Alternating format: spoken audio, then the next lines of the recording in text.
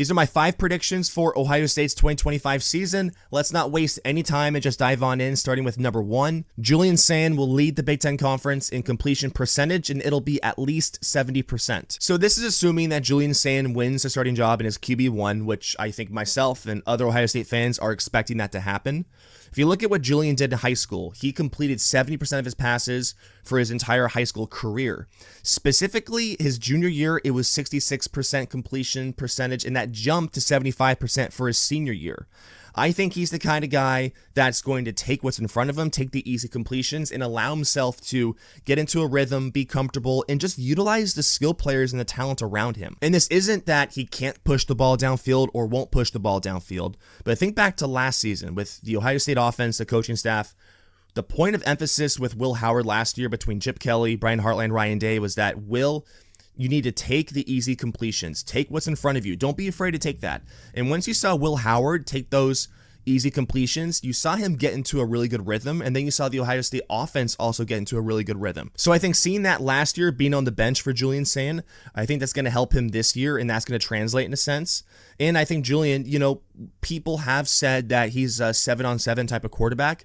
I don't think that's a bad thing. And again, it doesn't mean that he can't push the ball downfield. He's accurate. He has a very quick release. And I think that's going to work great when you have Max Clare, Jeremiah Smith, Carnell Tate, and knowing what the offense did with Will Howard last year and how he took those easy completions.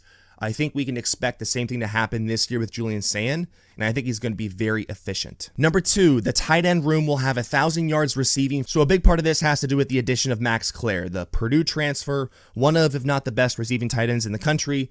Now in Columbus, he had over 600 yards receiving last year for Purdue, and I think that's going to change Ohio State's tight end room in a really big way, because now you have this huge receiving threat that they really don't have in this room.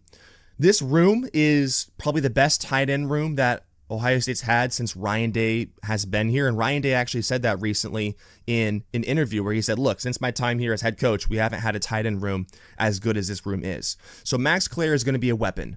We've also seen that kind of showcased a little bit in the spring game where it felt like Brian Hartline and Julian Sayin, really Brian Hartline, made it a point of emphasis to show us, hey, Max Clare, seam going down the middle of the field, Julian Sayin hitting that a couple times in the spring game. That's actually going to be a big point of this offense. And think about Jeremiah Smith, how he's going to be doubled.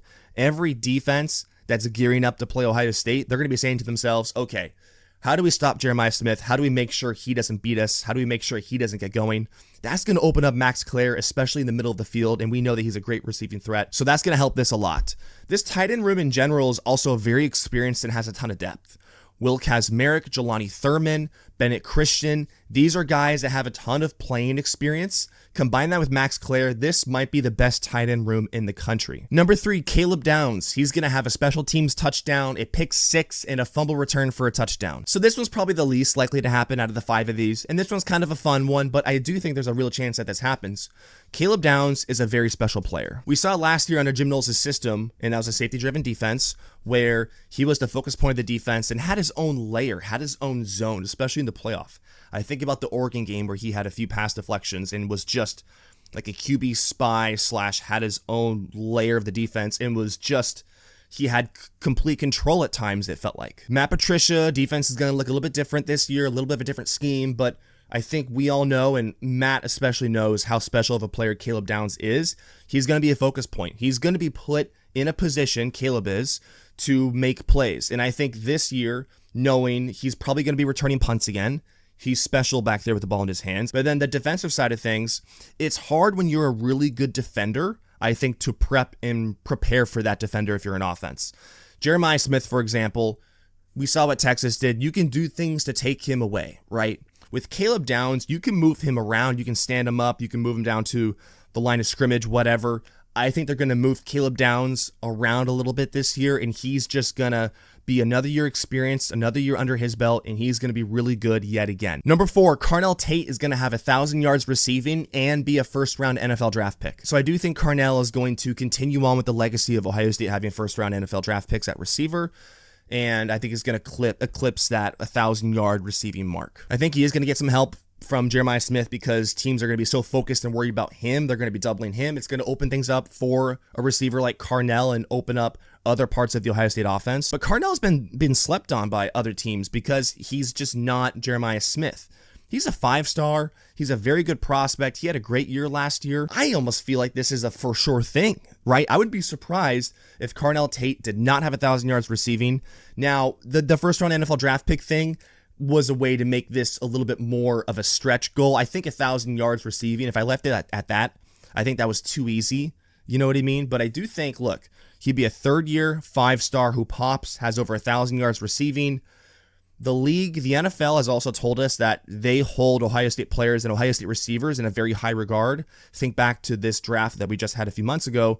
Emeka Egbuka, going in the first round, he went higher than I thought. I thought he was going to be a first-round pick, but I didn't think he'd be going to the Bucs. And so the NFL, the league also telling us, hey, we know the Ohio State receivers are great players. We're going to try to get them when we can. If they're the best player available on our board, we're going to get them. So if Carnell pops as a junior, has over 1,000 receiving yards, I bet he goes on to the NFL draft, and I would also bet that he's going to be a first-round pick. Number 5, Sonny Styles and Arvell Reese combined for 20 tackles for loss. I almost said 25 for this, but I left it at 20. 25 might be a stretch. Last year alone, just looking at numbers here, Sonny Styles had 11 tackles for loss. Arvell Reese had 4. Sonny was a starter. Arvell was not a starter. Now, Arvell did see some real playing time. He didn't just get garbage time. So there's 15 right there. I easily think they could get 20. And part of this goal is hearing Matt Patricia not only talk about these guys, but he raves about him. Hearing him in interviews when he was first hired at Ohio State, he talked about how you walk into the room, the defensive room, and you see these linebackers, like, these guys are not normal. These guys are physical specimens. They're tall, they have length, they have enough speed, they're physical, and I think you can move these guys around a lot. I think the biggest change, one of the biggest changes from Jim Knowles' defense, especially last year, to now Matt Patricia's defense this year, is the utilization of these linebackers. Using them, causing havoc, moving them on the edge, moving them around, blitzes. Sonny Styles and Arvell Reese, I think, are going to be very involved in the run game and in the pass game, and they're going to pile up a lot of tackles for loss.